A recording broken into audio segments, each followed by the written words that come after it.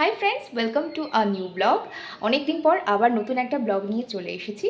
আর আজকে একটা খুবই স্পেশাল দিন, বিকজ আজকে রাই যাচ্ছে ওর জীবনের প্রথম বেরু করতে, মানে আমরা ঘুরতে যাচ্ছি, একটা ছোট্টখাটো উইকেন্ড ট্যুর। তো যাই হোক, সকালে উঠে আমরা ব্রেকফাস্ট সেরে নিয়েছি, আর একটা গাড়িও বলা হয়েছে, তো গাড়ি এখন চলে আসবে। আমরাও রেডি হয়ে গেছি, সব কিছু গোছানো হয়ে গেছে, একদম ডান। এবার আমরা বেরিয়ে পড়বো। তো চলো তোমাদের সাথে শেয়ার করবো সব রকম আপডেট, আর কোথায় কি যাচ্ছি সেটাও শেয়ার করবো। চলো লেটস গো। এই হচ্ছে আমাদের লাগেজ, যেখানে রাইয়ের জিনিসপত্রই বেশি। আর রাই আপাতত ঘুমিয়ে পড়েছে ওর বাবার কোলে নিশ্চিন্তে, যার কোনো ধারণাই নেই যে ও কোথাও যাচ্ছে কিনা। আর আমার বাবাও রেডি হয়ে গেছে, আমার বাবা যাচ্ছে আমাদের সঙ্গে। এখন বেজে গেছে বেলা 12:30, প্রায় একটা বাজতেই গেল। এখন আমরা বেরোবো, এরপরে অনেকক্ষণের জার্নি আছে। তো আমরা একটা গাড়ি ভাড়া করেছি, সেটাই করেই যাব।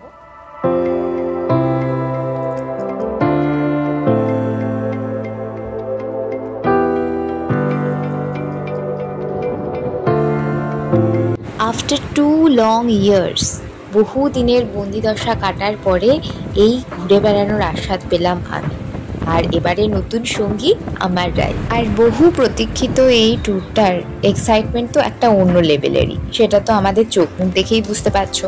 আর আমাদের রাই প্রথমবার এত গাড়ি বাড়ি গাছপালা রাস্তাঘাট এগুলো দেখে হতবাক হয়ে তো ঘুমিয়েই পড়ল। যাই হোক, এইভাবেই প্রায় বিকেল 5টার দিকে আমরা পৌঁছে গেলাম দীঘার তাজপুরে। হ্যাঁ, আজকের আমাদের ডেস্টিনেশন হচ্ছে তাজপুর। দীঘার ভিড় ভাড় হই হট্টগোলের থেকে একটু দূরে আমরা তাজপুর সৈকতটাকেই সিলেক্ট করেছিলাম আমাদের উইকেন্ড ট্যুর হিসেবে।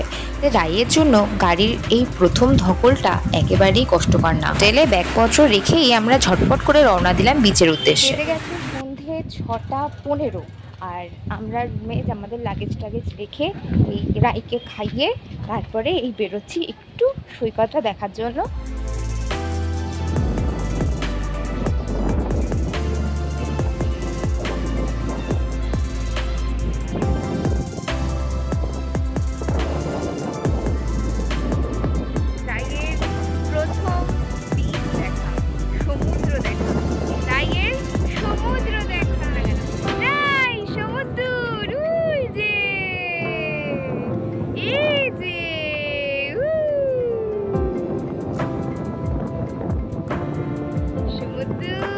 কেমন লাগছে সমুদ্র? রাইয়ের প্রথম সমুদ্র দেখা, তাই এখন বাজে সন্ধ্যে 6:30। আমরা এখন বিচে দাঁড়িয়ে আছি, বিচটা খুব সুন্দর লাগছে। তাজপুরের বিচ দীঘার থেকে অনেক সুন্দর। আমার দীঘার বিচ একদম পছন্দ হয় না, তাজপুরটা অনেক পরিষ্কার, অনেক সুন্দর, আর ভিড়ও অনেক কম। তো I choose Tajpur, that's why. আর দেখতেই পাচ্ছ চারিপাশটাও খুবই সুন্দর। এইসব জায়গাতে দেশি মুরগির ঝোল দিয়ে ভাত খেতে খেতে ডিনার বা লাঞ্চ সারা এক চরম অনুভূতি। তো সেটাও আমরা করবো। আপাতত জাস্ট ঘুরতে এলাম। বাপি এখনও হোটেলে রয়েছে, ফ্রেশ হচ্ছে। রাই কই? এই যে রাই চলে এসছে মায়ের কোলে। আর এই দেখো পূর্ণিমার চাঁদ, কি ভালো লাগছে। দোল পূর্ণিমার সুন্দর চাঁদ। রাইও আছে ভীষণই ভালো ঘুরে। চলো আমরা একটু এগিয়ে যাই, বিচ দেখতে থাকি। হ্যাঁ, তাই তো বিচ দেখবো তো। ও বাবা, দেখো টাটা দিয়ে দিচ্ছে।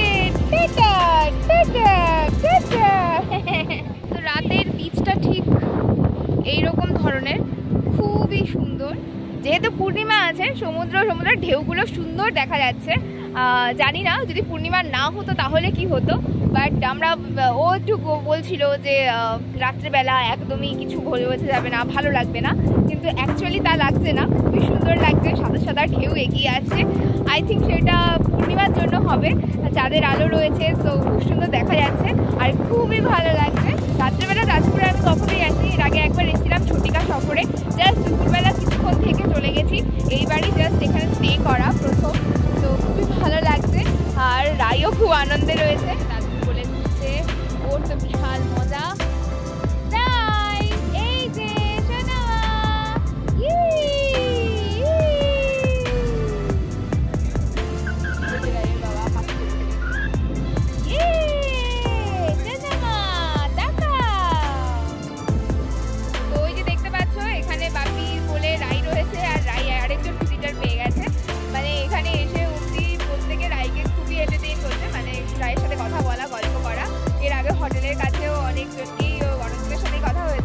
এখানেও নতুন একটা ভিজিটর পেয়ে গেছে আর she is very happy to meet them.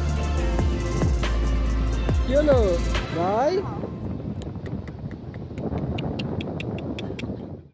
সমুদ্রের হাওয়া খেতে খেতেই আমরা ফ্লোটিং রেস্টুরেন্টে গিয়ে উঠলাম, কারণ আমাদের মনটা একটু চা চা করছিল। তো আমরা অর্ডার দিয়ে দিলাম 3টে চা আর 1 প্লেট মাছ ভাজা, যেটা কিছুক্ষণের মধ্যেই চলে এলো।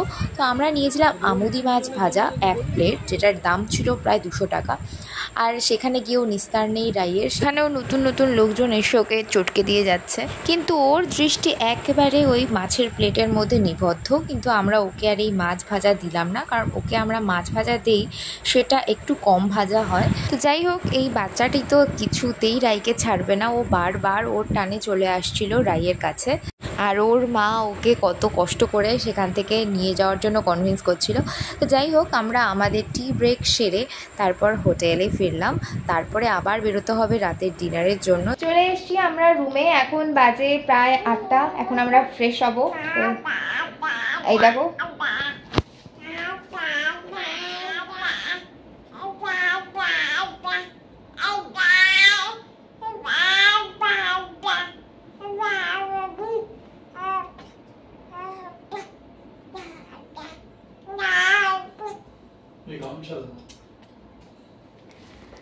তো শুনতেই পাচ্ছ রাই এত মজা পেয়েছে। বাবা, মামা, পাপা, কাকা সব কিছু বলছে। না, কাকা বলেনি, মামা, বাবা, দাদা এইসব বলে যাচ্ছে।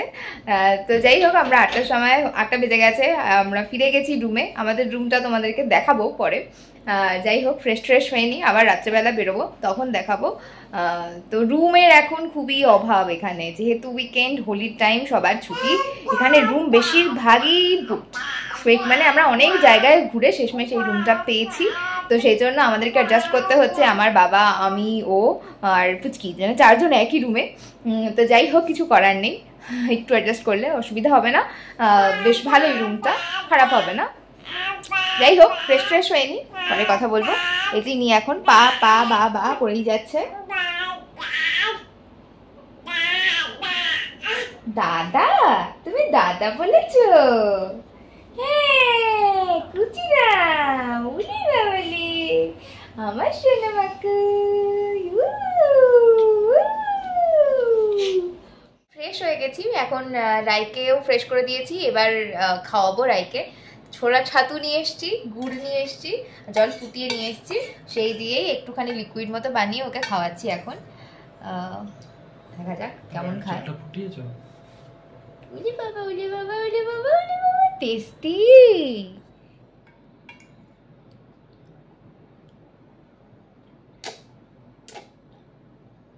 জলটা গরম করেছো? গরম কেন করবো, ফোটানো জল পুরো, বাড়িতে 8 ঘন্টা ধরে ফুটিয়েছি আমি। তোমাকে ঘুরতে এসেও পড়াশোনা করতে বসিয়ে দিয়েছে? হ্যাঁ, ফেলে দাও বই, ফেলে দাও, ছুঁড়ে ফেলে দাও বই। তাকাও, কি আর পড়বে? পড়াশোনা করতে হবে না, ছেড়ে দাও, ছুটি তোমার।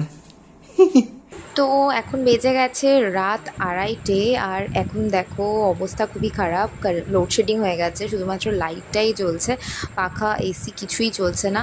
তো সবাই আমরা জেগে আছি। রাইয়ের কালকে সকালে পরীক্ষা, তাই ও পড়তে বসে গেছে, দেখতেই পাচ্ছ, মনের আনন্দে পড়াশোনা করছে। হ্যাঁ, আবার তা কি হেসে দিল।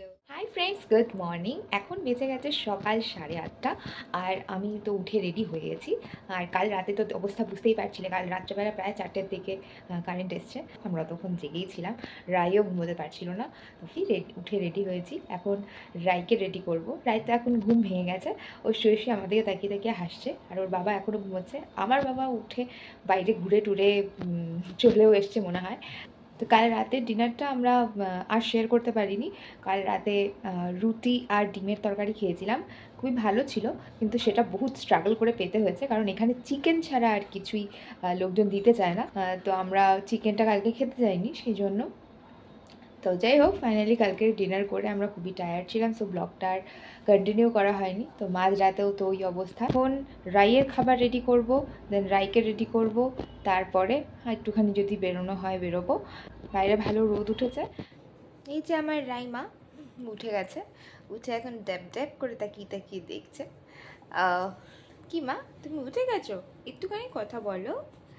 হ্যাঁ, ও হাত নাড়িয়ে দিয়েছে। কি? Good morning, good morning.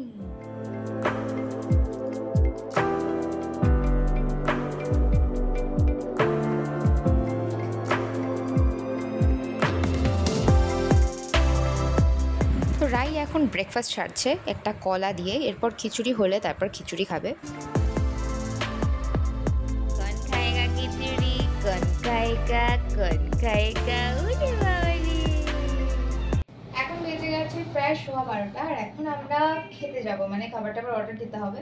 তো এখন আমরা বেরোচ্ছি হোটেল থেকে, একটু বেরোতে ইচ্ছে করছে না, খুব ঘুম পাচ্ছে আর খুব গরমও লাগছে। যাই হোক, স্টিল আমরা এখন বেরোবো।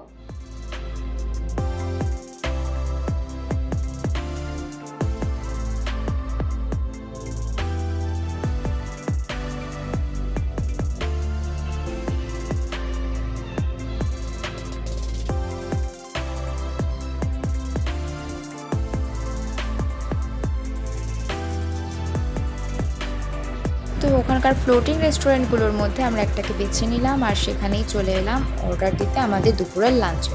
আর সেখানে আমাদের রাই আবার একটা বন্ধু পেয়ে গেল। খাবার অর্ডার দেওয়ার পর আমরা একটু রিফ্রেশড হয়ে নিলাম ডাবের জল খেয়ে, কারণ প্রচণ্ড রোদ আর বেশ ভালো রকম গরম লাগছিল। কিন্তু প্রচণ্ড গরমে রাই কান্নাকাটি জুটে দেওয়ায় আমি আবার বাধ্য হলাম হোটেলে ব্যাক করতে। আর ঠিক হলো বাবা আর ও দুজনে রেস্টুরেন্টে লাঞ্চ সেরে আমার জন্য লাঞ্চটা হোটেলেই নিয়ে আসবে। তো আমি আর রাই ততক্ষণ থাকবো হোটেল রুমে। চলো এই ফাঁকে তোমাদেরকে দেখিয়ে দিই আমাদের রুমটা। আমাদের রুমটা হচ্ছে দোতলাতে, মাঝারি সাইজের একটা রুম আর মোটামুটি বেডটা বেশ ভালোই বড়, অ্যাটাচড বাথরুম আর সেটা যথেষ্ট পরিষ্কার পরিচ্ছন্ন। সেরকম লাক্সারিয়াস না হলেও এই সময়ে যে আমরা এই রুমটা পেয়েছি তাও 1600-এ, এটাই অনেক বড় ব্যাপার। তো আমি আর রাই চলে এসেছি আমাদের রুমে, কারণ বাইরে প্রচণ্ড গরম, রাই প্রচণ্ড কান্নাকাটি শুরু করেছিল সেই কারণে। তো এখন বেঁচে গেছে 1:30, আমাদের ওদিকে খাবার অর্ডার করাও হয়ে গেছে। তো ও আর বাপি ওখানে খেয়ে আসবে, আমি এই রুমেই খেয়ে নেবো, আবার বিকেলবেলা বেরোবো। তো রাইকে একটু খাওয়ানোরও দরকার ছিল, ও এখন খেয়ে দিয়ে একটু শান্ত, একটু খেলাধুলো করছে। হাই রাই, হ্যাঁ তুই রাই কই, রাই একটু হেসে। তো ও আর বাবা মিলে আমার জন্য পার্সেল নিয়ে এসেছে আর আমার দুপুরের লাঞ্চ ছিল ভাত, ডাল, আলু ভাজা, স্যালাড আর চিকেন কারি। এখন বেঁচে গেছে বিকেল 5:30 আর এখন আমরা লম্বা একটা ঘুম দিয়ে তারপরে এখন বেরোচ্ছি, দেখি সূর্যাস্ত দেখা যায় কিনা। তো চলো বিচে গিয়ে দেখা হচ্ছে।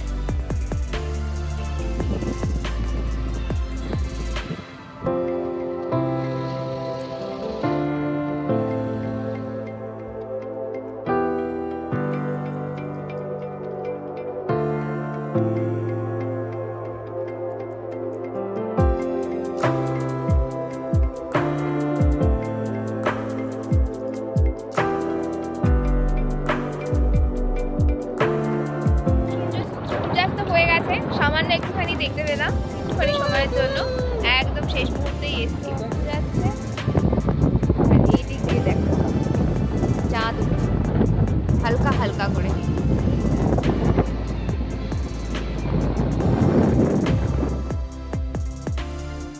তো আমরা তাজপুরে এসেছি দোল পূর্ণিমার সময়, মানে বুঝতেই পারছো মাসটা হচ্ছে মার্চ মাস। মার্চ মাসেও দুপুরবেলাতে ঠাঁঠা রোদ আর প্রচণ্ড গরম, যদিও সকালবেলাটা আর বিকেলবেলাটা খুবই রিল্যাক্সিং। ট্রিপটা ছিল প্রচণ্ড ম্যান্ডেটারি একটা ট্রিপ।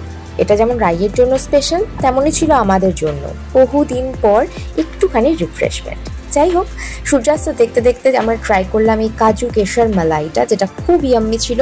এটা খেতে খেতেই আমরা রওনা দিলাম তাজপুরের সেই ছোট্টখাট্ট বাজারটার দিকে। বাজার বলাও ভুল, এটা পর্যটকদের জন্য আর্টিফিশিয়ালি তৈরি করা একটা ছোটোখাটো মার্কেট মতো। যাই হোক, আর এই যে ব্রিজটা দেখছো এটা মন্দারমণি নিয়ে যায়, আর এইটা জায়গাটা হচ্ছে দীঘা। তাজপুরে যেমন ভিড়ভাট্টাটা কম, সেরকমই দীঘার মতো এখানে কিন্তু অনেক বাজারঘাট, অনেক দোকানপাট নেই, খুবই সামান্য কিছু আছে। সেজন্য যারা শপিং করা খুব পছন্দ করে তাদের এই জায়গাটা নাও ভালো লাগতে পারে, তবে যারা একটুখানি স্বস্তির নিঃশ্বাস ফেলতে চাইছে তাদের জন্য কিন্তু এই জায়গাটা একেবারেই পারফেক্ট। তো যাই হোক, বাজারঘাট তেমন কিছু না ঘুরে আমরা ব্যাক করলাম হোটেল রুমের দিকে। কি করছিস তুই? এটা কি করছিস? এক্সারসাইজ? হাই ফ্রেন্ডস, তো এখন বাজে সন্ধ্যা 7:30। আমি আর ও রাইকে নিয়ে এখন একটুখানির জন্য হোটেল রুমে এসেছি, কারণ ওর টুপিটা নিতে হতো, কারণ বেশ ভালো হাওয়া হচ্ছে, ওকে একটু খাওয়াতেও হতো। তো সেই সব করে আবার যাব। বাপি রয়েছে এখানেই সমুদ্রের বিচেই, খাবারের অর্ডারটা দিচ্ছে। তো এখন আমরা আবার বেরোবো। চলে এসেছি আমরা বিচে, সমুদ্র অনেকখানি এগিয়ে এসছে। তো আমরা এখন কফি ব্রেকে মন দিয়েছি, আর তো সেই সঙ্গে ওয়েট করছি আমাদের রাতের খাবার রেডি হওয়ার। সেটা রেডি হলেই আমরা হোটেলে ব্যাক করব। এখন বাজে রাত 8:30, আর আমরা আমাদের খাবার দাবার নিয়ে চলে এসেছি হোটেল রুমে। আজকে আর বেরোবো না, আবার কালকে ফেরা। আর রাই এখন বসে বসে বাবার সাথে কথোপকথন করছে। আজকের রাতের ডিনারের মেনু ছিল ঘুগনি আর রুটি, যেটা খুব একটা স্পেশাল কিছু না, একদমই নর্মাল, সেই জন্য আর ব্লগে দেখানো হলো না। তারপরে আমরা রেস্ট নিতে চলে গেলাম। গুড মর্নিং, এখন বাজে সকাল 5:30। আমরা সূর্যোদয় দেখবো, সেজন্য এখন সি বিচের দিকে যাচ্ছি। এই যে আমার রাইও রেডি হয়ে গেছে সূর্যোদয় দেখার জন্য।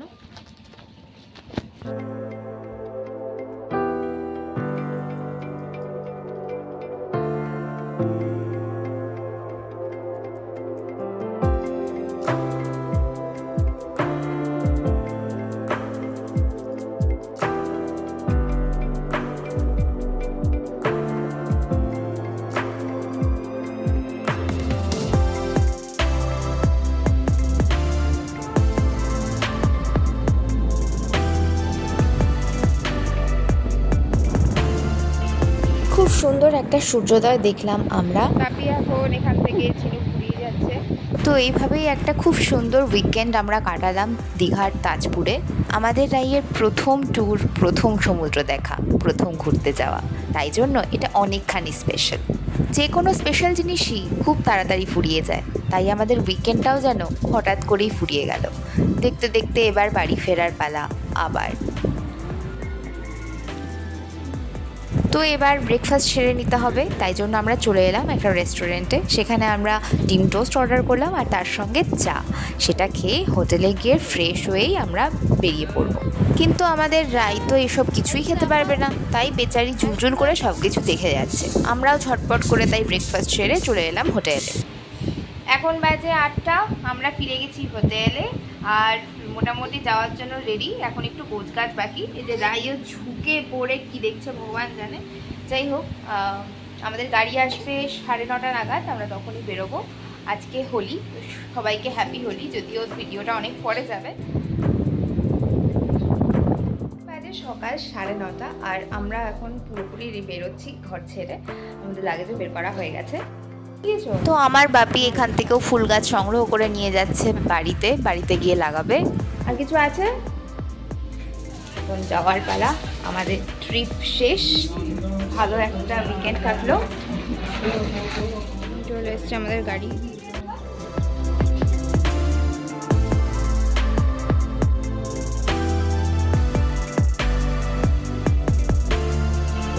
বেরোতে বেরোতে প্রায় 10টা। এরপর আমাদের অনেকখানি রাস্তা যেতে হবে। তো মাঝপথে আমরা লাঞ্চটাও সেরে নিলাম। তখন বেজে গেছে প্রায় 12:30। আমাদেরও পেট চুচি করছিল, তবে তার থেকেও বেশি জরুরি ছিল রাইকে কিছু খাওয়ানো। তো রাইকে খাইয়ে আমরা খেয়ে তারপরে আবার রওনা দিলাম। রাস্তায় চলছে তখনও হোলির আবেশ। যাই হোক, এরপর বাড়ি পৌঁছতে আমাদের বেজে গেল প্রায় দুপুর 2:30। সব মিলিয়ে উইকেন্ডটা কিন্তু খুব ভালোই কাটলো, আর অনেকদিন পরের রিফ্রেশমেন্টে মনটাও আবার চাঙ্গা হয়ে উঠলো। তো চলো, আজকের ব্লগটা থাকলো এই অবধি। আবার দেখা হবে নেক্সট ব্লগে। ততদিন অবধি সবাই খুব ভালো থেকো। চলি তাহলে, টাটা।